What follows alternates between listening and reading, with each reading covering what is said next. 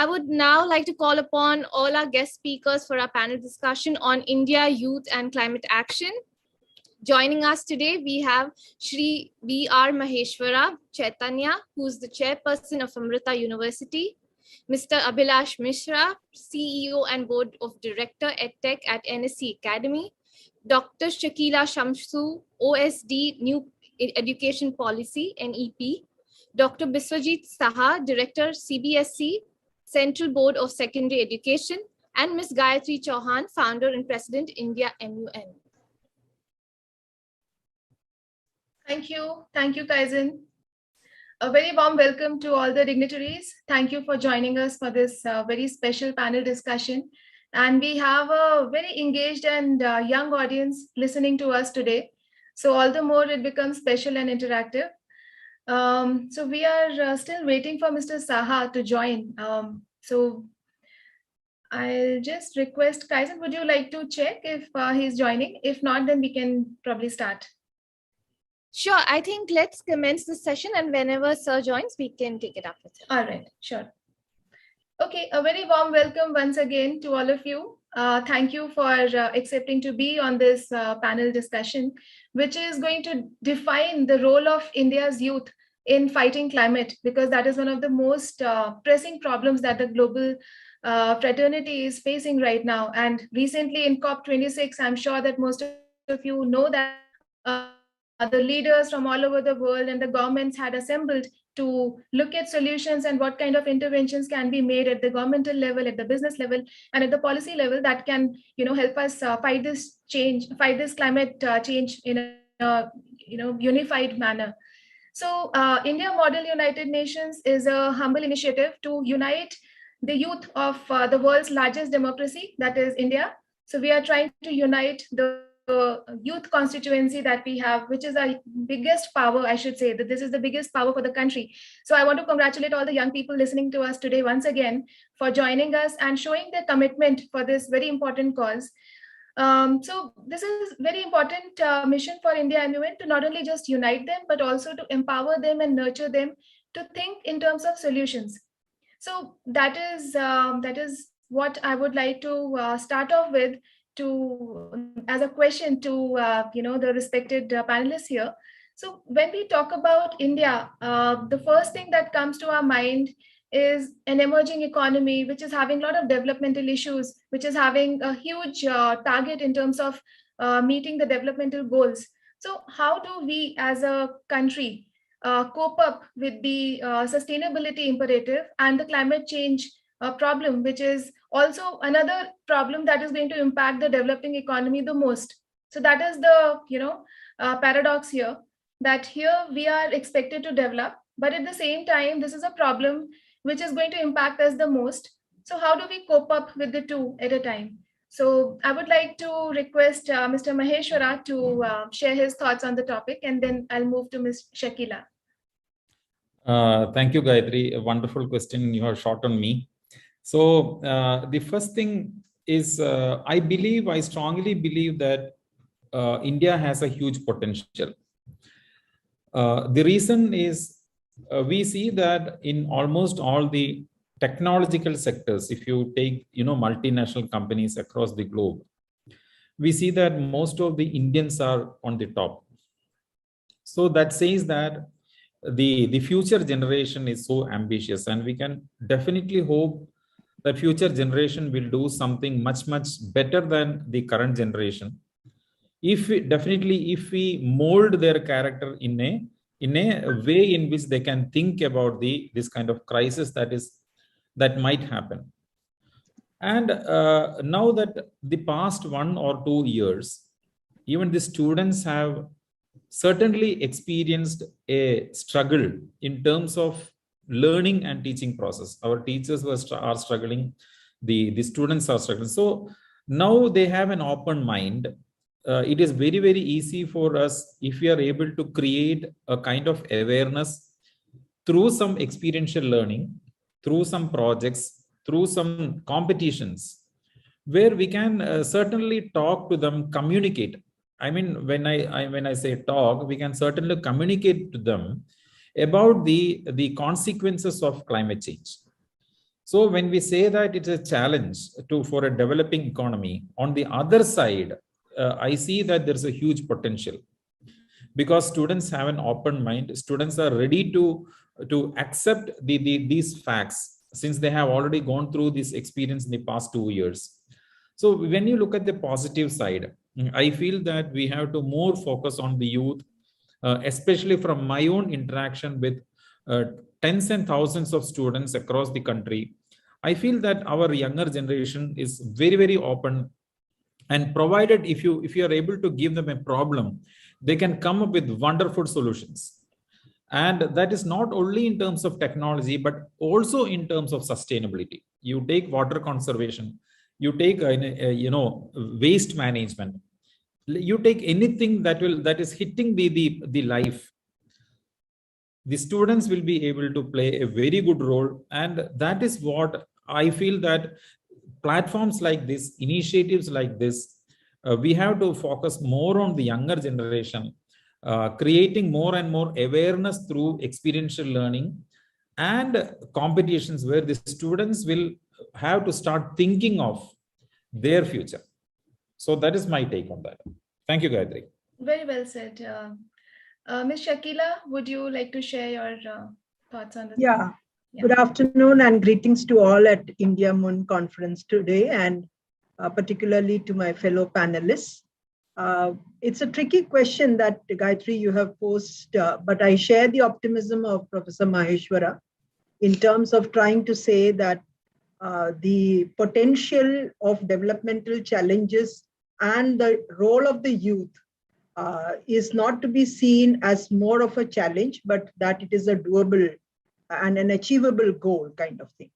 So I share it from the point of view of also trying to put into perspective the new National Education Policy 2020, which has taken on board the fact that, and while I share the concern said by the keynote speaker that when we're talking about environmental education, it should not really overlook the issues of climate change, mitigation and adaptation and things of that kind. But the fact that the National Education Policy has talked in terms of, putting itself for the sustainable development goals and looking at climate change, and the fact that one of the targets of climate change itself is to use the vehicle of education to bring about the attitudinal change in our students. So almost echoing the thoughts of Professor Maheshwara, experiential learning through activity-based projects. And I would also like to bring this point that I think the youth should be made to understand the difference between being action-oriented and activism. So it's very easy to really raise placards as a kind of a tokenism, rather than actually carrying out changes in our own personal behavior and in our societal behavior. If that has to happen, then the only vehicle by which we can achieve that is through education. And therefore, I can see that we have CBSE having joined us. And the fact that the NEP 2020 has talked in terms of the experiential learning, of project-based activities, of looking at sustainable development and sustainable societies, sharing of resources, and keeping the overall sustainable, the SDG, the three pillars of the people, the planet, and the partnerships coming together to achieve it. That kind of proactivity has to be brought within our classrooms and off the classrooms. So when we have said flexible learning for that matter, and we have said that curricula would embrace all aspects of living, we would like to see children going out into communities and bringing about that kind of advocacy and using them. Once they are the champions, then it is not a question, they take it on. You see, long before when we had the literacy campaign, the mass program for functional literacy, one student, teach one child. Each child or each student thought it his or her responsibility to educate someone. In the same way, if we, through our education system, actually involve the students in a very activity-based program where they take ownership of bringing about attitudinal changes such as sustainable living and climate change and mitigation, protecting the environment, and as we said, solid waste management, energy conservation, All these things, actually, if you tell them these are the things to be done and give them activities to translate it into the community, I'm sure that will make a huge difference. So I see education, and I see both school education and higher education and all areas where faculty themselves need to be convinced. Faculty needs to be the role models. They need to make the students become the role models and the champions of the cause towards the concept of sustainable living and sustainable societies. So I think at this point I'll stop here. I don't see that as being a challenge. I see that as being a potential vehicle and a potent tool for bringing about transformation and bringing about a sustainable living through the education system. And for that, we need to harness our youth as the champions rather than just the followers of it. Thank you. Very well put, Ms. Shakila. Abhilash, would you like to talk about this a little? Because we have other questions also lined up, but would love to know your thoughts on this topic, you and Mr. Saha both. Thank you, Gayatri. First of all, many congratulations for this initiative, and it's such a pleasure to meet the other panelists and, of course, Dr. Saha, a well-wisher and friend and a partner for many years. I think what Professor Shakila Shamsu was mentioning, that every challenge brings an opportunity along with it. For those who are born in 70s, we have grown seeing the balance between life and nature being practiced by our parents, and sustainability was part of life. But those, which is the millennial generation, probably has not witnessed this because most of us have moved from our hometowns to bigger cities. But still in our homes, and if you look at worldwide, every culture or country has its own tradition of certain sustainable living practices which are deep rooted into the culture and the daily life. It is a change that we have witnessed in the last 20-30 years, and probably there are a few reasons for it. Number one, we have moved from our hometowns to cities. We have more become consumers than producers. We've certainly lost the touch with balancing, not only consuming but also giving back to nature. Thirdly, the education itself, more often than not, and Dr. Saha, of course, is an expert in education himself, is that most of the education that we got from our practices and cultural folklore at home over a period of time lost to the curriculum that was practiced in schools. And I think that is something which I personally feel very close to.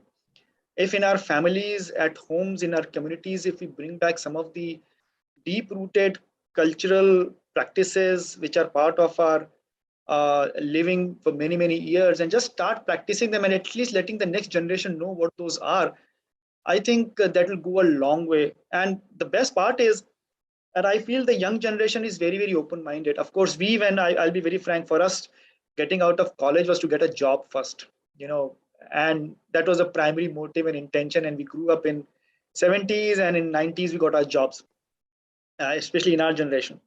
But the younger generation today is looking at a balanced approach.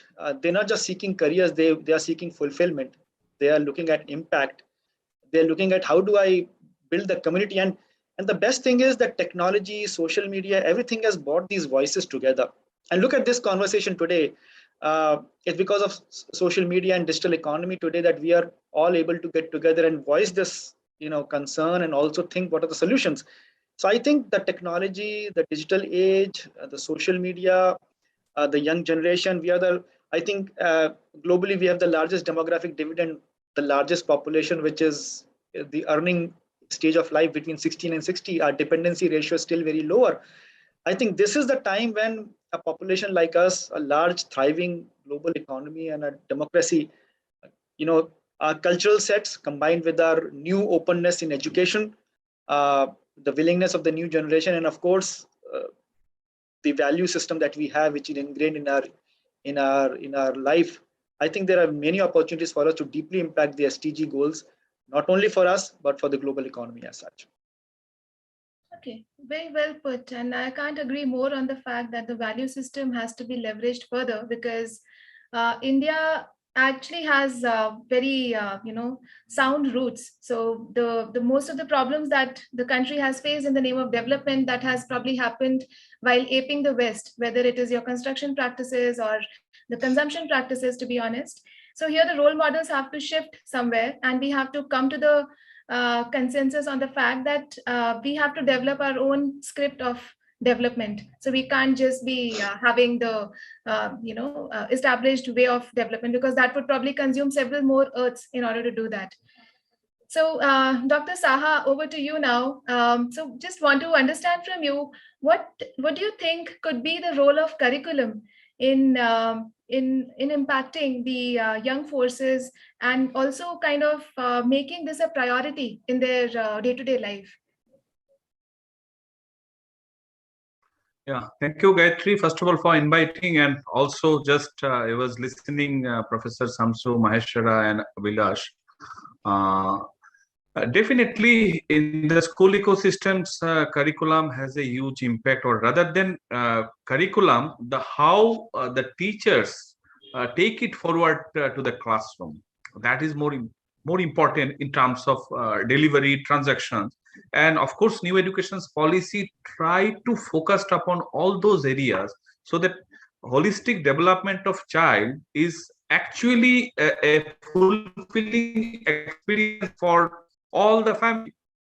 Now, curriculum, of course, is a focal point in terms of transactions, in terms of the whatever other methodologies we are going to adapt, whether it is experiential based or technology integrations. Altogether, I think curriculum is going to impact a lot, and here actually in the process of developing and defining the curriculum, especially the learning outcomes, the grade appropriate learning outcomes is more crucial, and how these SDG issues are totally integrated. It is not that a separate agenda to be included. It's an part and parcels of our curriculum, and how it is being covered. Now, for that monitoring mechanisms, now too much of inspection systems is also impacting the total systems in a different way. But I think for the development growth, some mechanisms, in-house mechanisms of looking into these affairs, whether the curriculum is delivered or not in full swing, the uniformity and other issues is very much important, because the diversity in terms of context, and of course the linguistics and religious and other variations are quite huge in our country. Now, so at point of time, a single prescriptions may not be impactful enough, but as Abhilash has mentioned, that our present day teachers, they are the product. I should not use this kind of term, but we have a kind of connections with our ancient root plus the modern outlook. Now that infusions in the classroom should be visible for the group, and for that purpose, I think whatever we NCERT, CBSE, and other state-run body, different university systems, what we are trying to focus upon is how we can develop the teachers' capacity, so that they positively take up this agenda. It is not that the curriculum coverage only for the purpose of examination.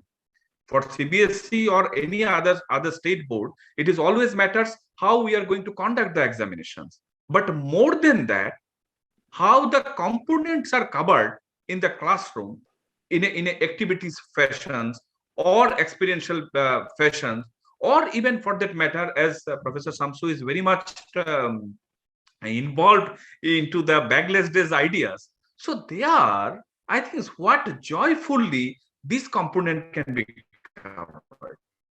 So those issues there are total autonomies are available to the schools and also to the teachers. Now that coordinations, collaborations, and coexistence, these issues need to be highlighted more often so that people are aware of to take this agenda forward, not just as a single course or not as a single thread, but it is a total community awareness, so that all together we are working on a same SDG agenda, no matters the way should be different as the diversity is there. So let me pause here. Okay, very well said. And here the conversation that we are having that actually moves beyond SDGs. And I mean, I'm trying to press mostly upon the urgency of the climate action, because we being a developing country and also being surrounded from three sides, because geographically also we have to see what kind of positioning we have. And climate crisis is pretty much real. We have just before you all joined us, we had delegates from United Nations who were talking about how this is such a real problem and how this has to be addressed with utmost urgency. So now, see, sustainable development goals is one part of the story, while urgency on climate action is a totally different ballgame, and where the forces have to be aligned and there have to be very clear set deliverables and goals that have to be put across. And from that perspective, I would love to understand that what kind of role do you foresee youth playing in next 5 years? Because in the recent COP26 summit, you might have heard that our Honorable Prime Minister Modi ji, he did mention 2070 as the as a timeline for India to achieve these targets of net neutrality. However, 2070 is actually too far. In fact, if we were not able to manage our emissions by 2050, we are pretty much doomed. So given that these timelines are pretty real and these there is enough scientific evidence to prove these points, what kind of steps are we going to take to make some measurable steps and targets to make it happen? This question is for me. I would request any of you can take it, but would love to hear the views from everyone. Yeah. Okay, just let me take 1 or 2 minutes. First of all, there are already this kind of initiatives are taken by many of our schools. It is not that we are waiting or they are waiting for some circular to be issued from the side of CBSE or from the side of the ministry. It is already many of our schools. So we are calling a concept of green school. Now, that is, of course, related to the infrastructure and carbon emission and other things. But as you have rightly mentioned, how we are involving the child to participate in this mission. So we have one component called SEWA, Socially Empowered Work and Actions. This is a kind of project-based learning. So there, irrespective of the subject students are opting at grade 11 or 12 or even in class 9 and 10, they can do this kind of projects as a part of their curriculum activities. Now we are now promoting this kind of, for whether it is carbon footprint or climate change or biodiversity. So many, it is not limited, but more often these topics are well thought of by the schools, and we also try to promote so that the young brigades are literally aware of what is happening and what is going to happen if they are not taking appropriate actions, whether in their school, household, or neighborhood. So that kind of social interventions we are trying to highlight. And of course, sustainability is a very big issue. They are also how we can infuse that climatic component. We are trying, but definitely wholehearted participations of industry and other partner institutes, university, school of higher learnings, other all together. I think as a country, as Honorable Prime Minister has set a target for 2070, but at least all together, so many institute of higher learning and so many schools in India together, if we take a mission, I think it would be fair enough to reach many stakeholders. And I personally thanks you, Gayatri, because this is the kind of initiatives we all together have to take so that at least we reach to the young mind and sensitize them so that their thinking abilities actually we can change in terms of that future climate condition, and also they are part and parcel of that systems. That much we can do at this point of time. Thank you. So Gayatri, can I talk for 2 minutes? You're mute, Gayatri. Yeah, sure, please. Yeah, so as rightly pointed by Dr. Saha, see, we as a university have a program called as Live-in Labs. So what that Live-in Labs does is, we ask the students to go to villages, understand the problems faced by the villages. So it can be water conservation, asking them to asking in the sense that they have to live with the village people. So as rightly pointed by Dr. Shamsu, what happens is they understand in reality. It is not just presentation, it's not just video. Living with the villagers, the students will understand, okay, there is a category of people in the country who are living in this condition. And that itself will imbibe that kind of culture to be aware of the surroundings. And they come up with the solution for their problem. For example, our civil engineers went to Rajasthan and they built a water tank. In fact, they built a water tank. It is not just engineering concept they did, but they actually did that entire project. That's amazing. Now what has to happen when we promote these kind of activities? My suggestion to the Central Board of Secondary Education is that how far can we support the students by giving them some credits? See, what I have personally seen is if you take 100 students, maybe 15 to 20 students will be really interested in this. Now, what is that we can do to nurture those 20 students so that they become a role model and others follow the way? Absolutely, yeah. So if you are able to nurture them by giving some grace mark, so we have a faculty coordinator, they will monitor the entire project, and this is part of the curriculum itself, and we award them credits. So which means that they are not just doing for just a satisfaction, but from some academic benefit also. So that when they join the industry, when they go for placements, and when the companies see that, okay, this is something which they have accomplished as part of the extracurricular activities, which as Dr. Abhilash said, closely living with the nature, understanding the problems, which we had, but the younger generation doesn't have. So we create an opportunity as part of the curriculum by giving them credit and grace mark. I think that is something which we need to do, even in the case of teachers also, not just the students, but the teachers, because teachers, I'm sure that I am also a teacher, so I know how much issues or how much of struggle a teacher has to take to deliver a topic. Now, how are we able to nurture them? What is it that we do to recognize them? What is it that we do to encourage them so that they come up with their own initiatives and they build a separate department or a division in the school itself? They become the role model. So that is something we have to think of. Very well said. Gayatri, can I join in now, or Yes, is Abhilash wanting to speak before me? I am not too sure. Please go ahead. Yeah. Please go ahead, ma'am. I think, Gayatri, you have really posed a very challenging question, because while the Honorable Prime Minister has said 2070, we are actually glaring at a crisis which seems to be much closer than that, and therefore a more coordinated approach is necessary. Now, you are very clear that you need to have very clear monitorable targets.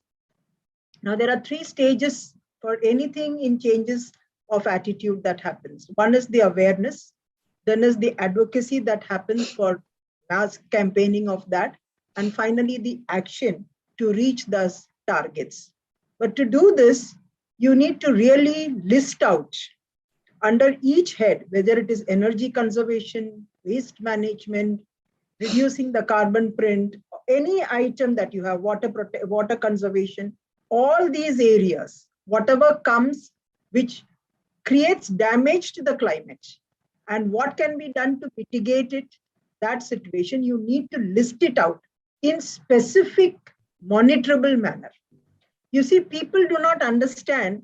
Let me be very clear. We are a very elite crowd sitting here, and you want it to percolate down to the common person. Now, the person, like Abhilash said, those who live in the rural areas, they have lived with the concept of sustainability. Those who live in the urban areas, they live with the concept of selfishness and consumerism. That is the unfortunate part of it. So the more urbanized we get, the more the crisis seems to widen.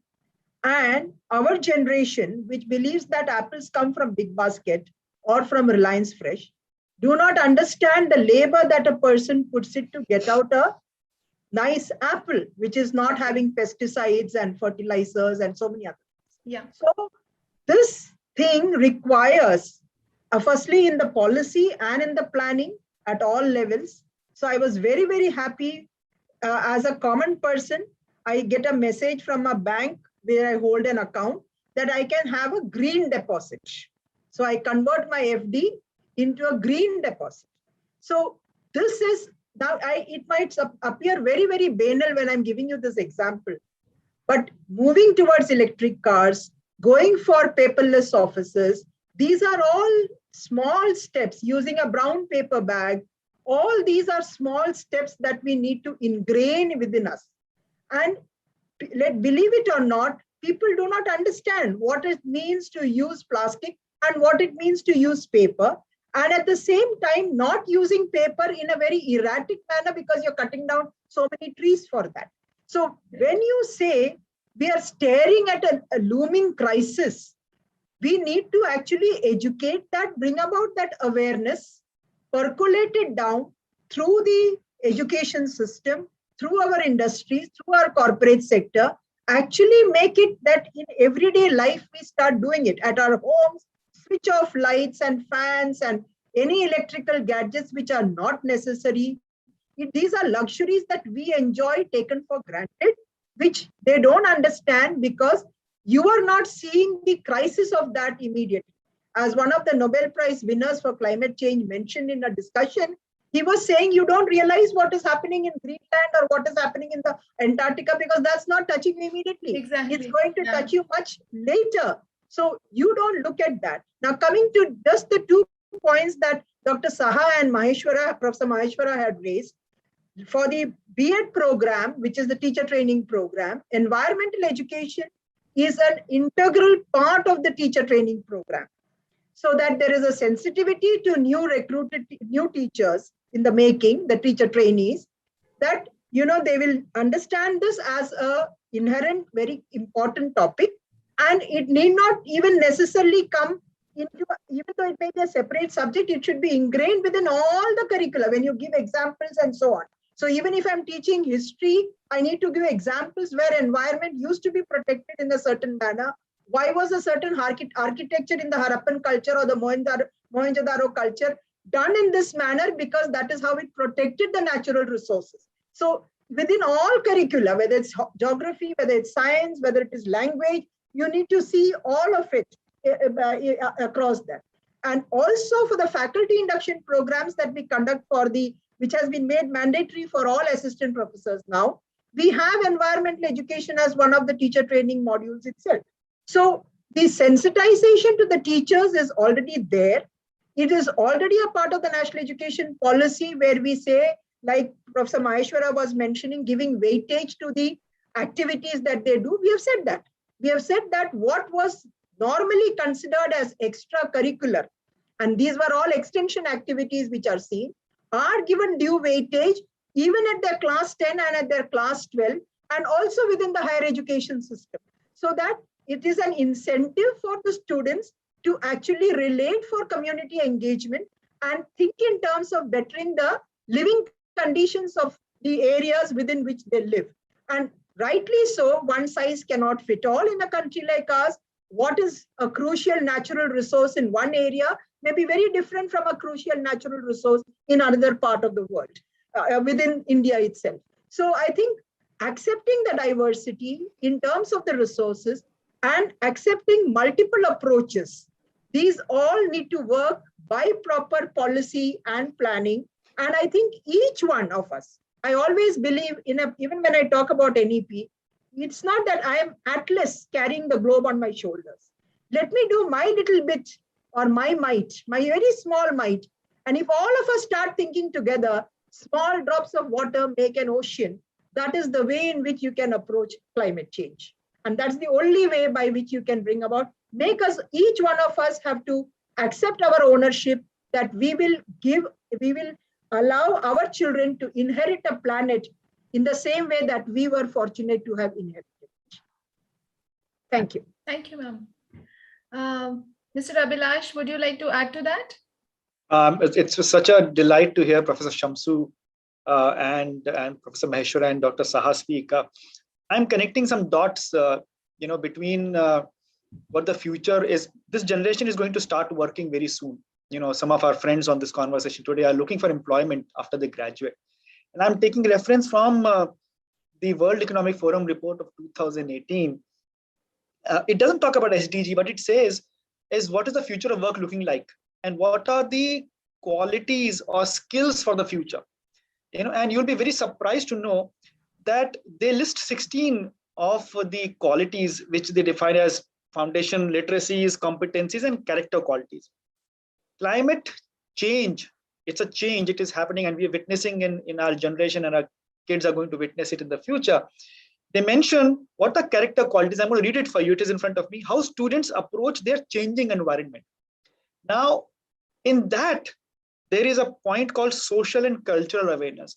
Climate change is not only a geographical or environmental change, it has a larger ramification on the social and the cultural fabric of what we are and what we are going to be in the future. Now, if this is what is the need of the future, I think the first starting point will be, very frankly, start having conversations at home. We cannot leave everything to the school and the teachers and the curriculum and the professors. They are doing the maximum bit. What we need to do at home, and I'm going to give you a small example. I work for National Stock Exchange and the NSE Academy. How many of us, when we were growing up, did our parents have talk about money at home? It was all about studies. Paise ki baat nahi karo, leave it to your parents. And today we find that financial education or financial literacy is a foundation literacy for the future. Similarly, having these conversations at home, why is the climate changing? What are the ramifications?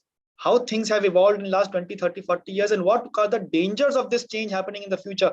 I think simply starting those conversations, encouraging our children to participate in these dialogues and conversations, starting small, and then looking at the bigger picture, because unless they understand the concepts of this, for them it will become a topic or a subject or an elective. Oh, I have to just pass through, I have to just get marks in it. They will not have a buy-in, they will not have an emotional investment into this. And as Professor Shamsu was saying, this is not going to hit you today. It is going to hit you 20, 30 years down the line. What is happening in Antarctica, while you see something happening as a protest appears in your drawing room because you're watching a TV, most of this news doesn't get to the TV because it's not striking. It is not impacting. Somebody will talk about a flood, somebody will talk about an earthquake, but that is 2 days. After that, what happens? The current news takes over. My point here is, let us start these conversations at home, have these dialogues with children, talk to them about what it is, bring some reference to our past, where we have come from, and then try to tell how they can ask them questions, how they can play their role. Let them find answers. They're a bright set of generation. The future citizens are bright. It is not all about learning coding. Will you use that learning of coding to do something which will help the environment tomorrow? Are you going to work on a project with the Met department trying to predict weather patterns? Are you going to learn coding to help farmers find out what kind of weather will they foresee when they plant their crops? So it's just about, today rushing about coding and analytics and data, all the buzzwords of topic that we see, but where is the dot connecting it to? Where is the thread they are feeding into? I think that is the kind of awareness that we have to bring in. And then only these topics will be well discussed, well interpreted, and well followed through. Thank you, Abhilash.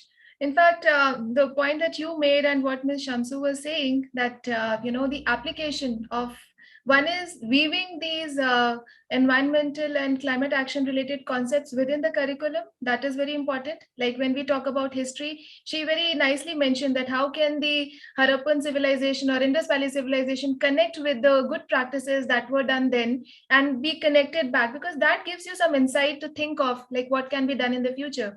Similarly, when you talk about coding, here we are, I mean, just trying to make applications for the way to connect the dots is exactly this, that it need not be approached in silos. It has to be interconnected.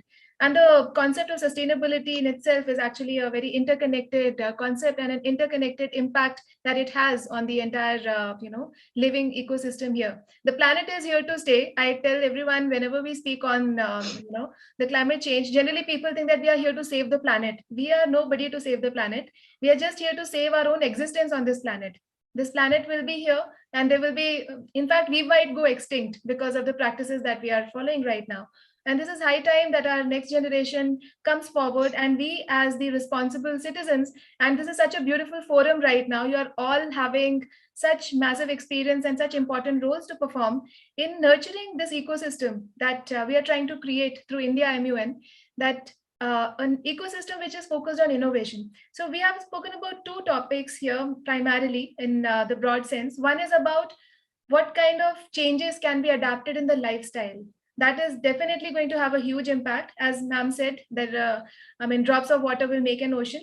But that is just one part of the story. The other part is how do we bring in innovation to solve something which is not existing right now, and that requires an absolutely fresh and creative thought process. And we are used to thinking in terms of constraints and limitations because we know what doesn't work. However, for the young minds, it is all about possibilities. They think in terms of possibilities, that this can also happen, that can also happen, we can do this, we can do that. So I would love to hear your thoughts on this aspect, that how can we kindle that imagination, how can we kindle that innovation spirit right at this young age. Dr. Saha, you may go first. Okay. First of all, taking the all recommendations from our National New Education Policy, we are now working on school innovations, how we can promote the innovations culture in the school ecosystems. So with the Ministry of Education, and especially we already government has set up a innovation cell, and with their support, we are now coming up with school innovation startup policy. Already for higher education institute, they have already come up with this document. Now there are all kind of facility, and especially how students they will get time for thinking, and also this kind of real life problem how they can solve, and also come up with that solutions can be further patented, and also the mentors can support them in a many way. So that policy is mainly aiming for that. And there, this kind of agenda is very much crucial. And just to share with you all that as Abhilash has, although he mentioned the coding, but using AI tools, including the coding and other things, many of our young children, they came up with very good, effective tools which is going to calculate the carbon footprint in the school premises, and also how it that the reuse cultures can be inducted in the schools.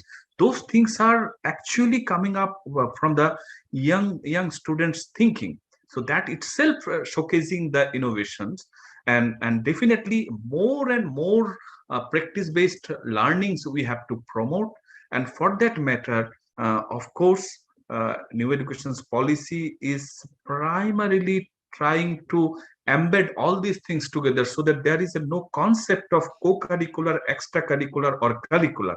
Everything's are under the ambit of curricular. So that gives the students and teaching fraternity a liberty. Yes, you think in the dimension, and of course, as Professor Maheshwara has mentioned, that credit can be awarded or not. Yes, it can be carried out. And I think just we are waiting for the first directives through the NCF, and which in turn is going to give a kind of another roadmap of implementations plan.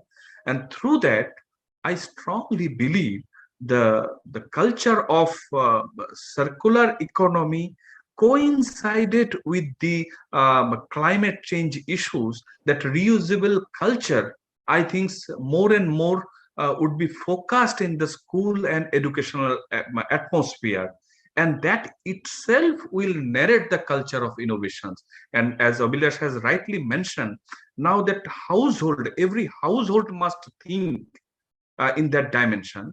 And number two is through this forum, also I appeal to the educational institutes.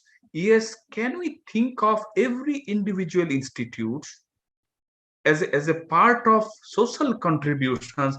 Can they come up with a climate change strategy for next 5 years?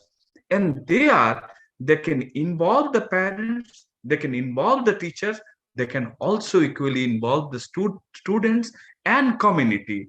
I think that itself will set our agenda forward. Thank you. Very well said, Dr. Saha. I think that sounds like a very interesting idea. And I think that's a great takeaway also from this panel. And another thing that you just mentioned, that school innovation startup policy, that is, that I'm not sure whether too many schools are aware of that, but this is really very interesting. And we would love to take this thought to almost every nook and corner and ensure that we are going to announce it. It is still under final stage. So it would be 2022's first announcement from CBSE and Ministry of Education. That's very heartening to know. So I'll be passing on the same question to the other panel members. Dr. Maheshwara, you can go next.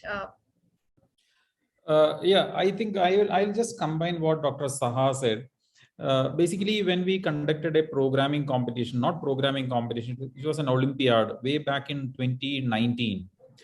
The students from one of the schools in Cochin, they came up with a solution using AI. As Dr. Saha rightly mentioned, see, the younger generation has a huge potential. That is the first thing.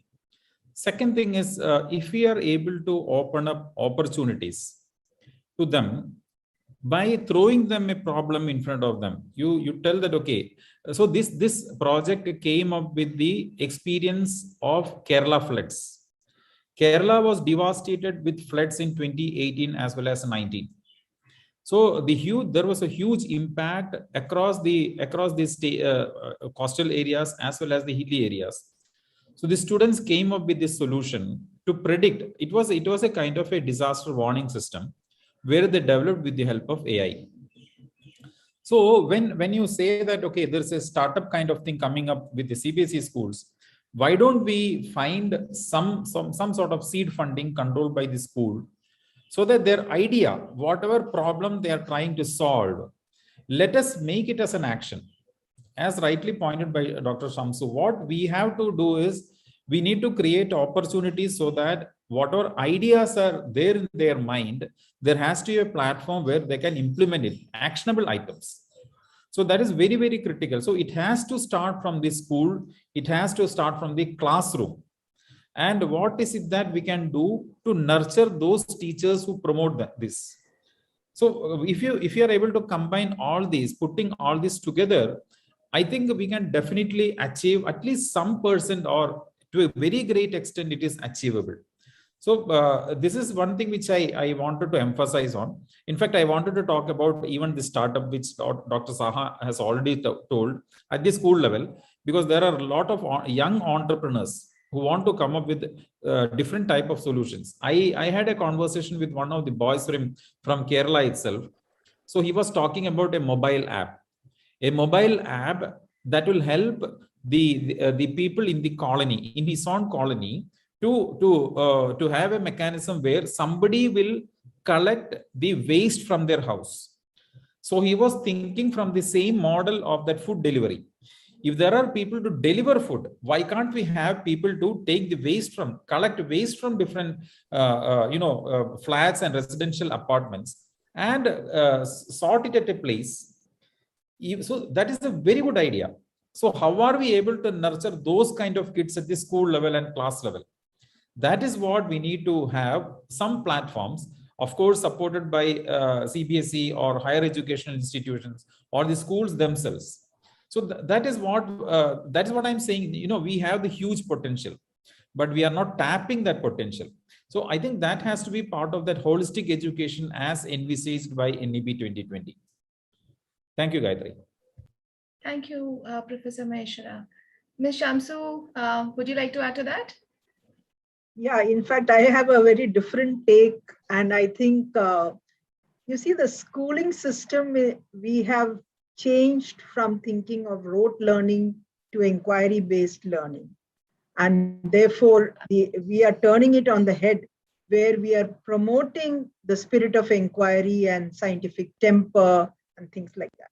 What has happened is moving from a structure to a flexible approach is the first thing that comes, that is necessary for children's spirit of inquiry and therefore innovation coming about. So in the national education policy, which is to last for at least till 2040 or maybe even 2050, given the previous 3 decades of the earlier policy, if the current education structure and the system of educating does not encourage innovation in thinking, because you force them to memorize something and regurgitate that in an exam paper, and then come out with flying numbers of 99.9 and 99.8, you have missed the game altogether. And that is where you need to change it right from the scratch. So it is good to have an Atal Innovation Mission. It is good to have Atal Tinkering Labs. It is good to have Griha norms. It is good to have startup policies, all that said and fine. But if you do not look at the teaching learning process itself being turned on its head, where at home, parents don't tell them to run to coaching and merely buy hard things and get marks. If you don't run away from that rat race, and you don't allow your children to start thinking and don't encourage them to question, where is the spirit of innovation?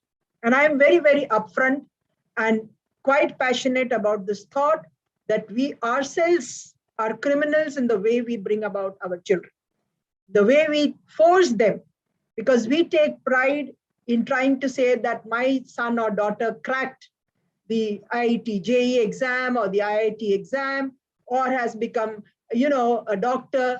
There is nothing else that is holier than thou if you are not a doctor or an engineer. And there are so many avenues. If you want innovation and you want innovative strategies and innovative solutions to come about, please let us start allowing our children to think in a flexible manner. And that should be from homes. Like Abhilash said, it is not everything in the schools and the colleges. It has to start from the way we are. Now, having said that, once you nurture a spirit of innovation, allow them into your classroom situations and off classrooms environment. So when you allow for, even if CBSE announces in 2022 a startup policy, unless the teacher intrinsically believes that if there are 30 students in my class, these 30 students, some being slow learners, some being average, some being performers, will have different solutions. And again, the factor of disability and gender, I would like that to be highlighted very, very clearly. You cannot think, because when you have any crisis of any kind of a crisis like climate change, those who are poor, the divide gets much further down. The marginalized get further down. That includes girls, that includes those with disabilities. Therefore, when we think of innovations, we need to really think in terms of having a very inclusive approach right in the way we look at solutions. So inclusion, innovation, allowing for flexible thinking, encouraging the spirit of inquiry, also accepting that to be different is something that is normal, is to be seen in trying to bring about a spirit of innovation. So we had as a particular scheme that I used to be associated, a design innovation center scheme, but to bring about design thinking. So design thinking is to bring about something which are innovative, which are sustainable, products, so that you don't really do a lot of construction which causes more harm. This kind of holistic thinking needs to be ingrained, and it needs to start from each one of us, moving away from the race of rote learning and marks. I think unless we change that, this would remain like an esoteric target. It will never get embedded within our day-to-day thinking. And I am sorry, I have turned the discussion from climate change, but unless you change your attitude to the way you approach an issue, and not think of it as having constructed structured box solutions, you will not be able to find out solutions for climate change. So you need to make children be provoked to think out of the box, which means they should not be encouraged to do rote learning and go in for memorization.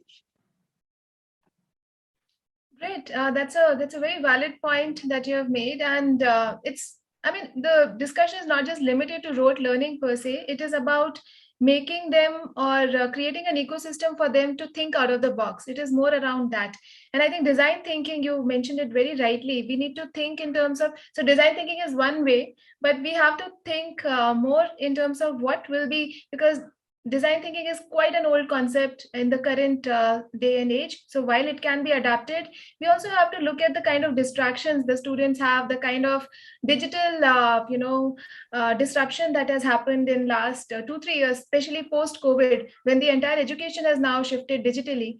In fact, we are having one panel dedicated exactly on that how do we cope up with the technology and how do we leverage technology for climate solutions. So here it becomes all the more important to think of new and innovative ways to, not just further innovation, but also look at innovative ways of making that out of the box thinking happen. So probably in the light of digital disruption and in the light of new age exposure that the students have because of internet, there has to be some way of controlling that and guiding them to the right direction and to the problem solving direction, because there is a huge lot of students that is just wasting their talent and time both on things like TikTok videos or some very unnecessary content that is being consumed, right? So I'm nothing against an organization or the entertainment here, but it is more about focused attention on trying to solve something. The moment you start believing that this is my problem, I own it and I have to solve it, your mind starts working in a different way. However, when we just leave it free, and if you just even take the bar of some little bit of discipline that you had, then it is all the more difficult. So any thoughts on that, Abhilash, from your end? No, sure. Thank you so much. I just wanted to continue what Professor Shamsu mentioned. Yeah. Every innovation, every idea needs some support, some encouragement, some reward, recognition for it to continue. And I think the startups, the new ideas, the innovations, unless we have some funding available to test, the solutions, products, take it to the market, get a valid feedback on the solution or the product from the industry, the users, come back, put more money behind it and scale up, it will not change. And I have an out of the box idea right now. All organizations, all organizations have a CSR fund. Why can't a part of it be allocated as a corporate climate responsibility allocation, And, it could be something from your own spends. Let us face the fact, all organizations, while provide employment and livelihood to employees, but also are producing a lot of stuff which is, damaging the climate around. The air conditioning system, the pollution that is caused, the lighting, consumers of energy, and large companies, large employee base. It's an entire consumer economy, because the organizations are consumers too. So I'm simply thinking part of that, and especially through forums like yours, Gayatri, there could be a awareness, there could be some thought leadership around how can the CSR funds, a part of it could be allocated as corporate climate responsibility. Channelize that fund, that support, that mentoring to the young, students in universities, colleges, and the school education system. They get recognized. There could be competitions. There could be ideas that could be adopted by the industry.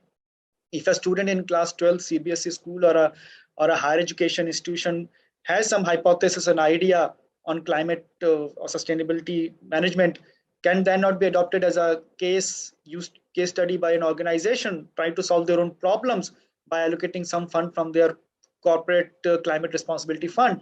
This could certainly encourage a large, what I would say, a flywheel effect over a period of time. Start small, but over a period of time, when more resources, more mentoring, more support comes, I think more will be the encouragement and the recognition for the younger population to pick up these ideas. And Dr. Shamsu said, if you're not pursuing engineering or medicine or any profession, why this should be a vocation for you? Because once it over a period of time in next 5 years becomes, this is also a vocation, this is also a part of a career, because some ideas, some mentorship, some hand holding has been done for students who pursued this. I think those will be the champions for the future. And companies can, all the companies are trying to solve some problems. A part of this could be solved through some allocation of funds also. Thank you, Abhilash. And with that, I would actually thank all the panelists here. While the conversation is really engaging and I would love to go on and on, but there is a limitation in terms of time, and we would love to keep in touch with all of you to further this conversation. Just one point. I have just Yes, one please, point. please. Yeah, just a quick point. Yeah. The point about technology and the fact that, an overexposure to technology is also having a damaging effect. Right. I think that needs to be run through. And I fully appreciate your point that the children's focus is seeming to be, wasted on things that when you have screen time being there, that also is a matter of concern. So I think using technology in a sustainable manner becomes equally important to ensure that we put a break on many aspects relating to, sustainable societies and things like that. I just thought I need to make that point on digital technologies. Thank you. Thank you. Any other concluding remarks from anyone? Okay. Dr. Maheshwar, you want to say something? Just one addition. See, what Dr. Shamsu said, raised those points, it is 100% correct. See, I don't think that we can have innovation to bring in change of attitude. Fundamentally, the aspect is how you change that attitude, how you bring that change in attitude. That is very, very important. Whatever innovation you bring in, whatever incentives you bring in, whatever technology you bring in, ultimately it depends on a person's attitude on how to utilize my resources effectively and efficiently, so that it is not impacting the climate change. So that is the root cause of this whole issue. So that needs to be addressed well. Thank you. So that also, leaves the room open for some more deliberations and discussions, and take away from this session that these are some of the areas that have to be still looked upon, and we have to figure out ways to fix these things. So I would like to thank all the panelists a lot for their time and for their very valuable insights. And the student fraternity is really enlightened, I'm sure. But I should appreciate students also for their very patient listening and being there for last 3 hours. So thank you, everyone, once again. Thank you. Thank you so much for inviting. Thank you so much. Thank you. Thank you, everyone.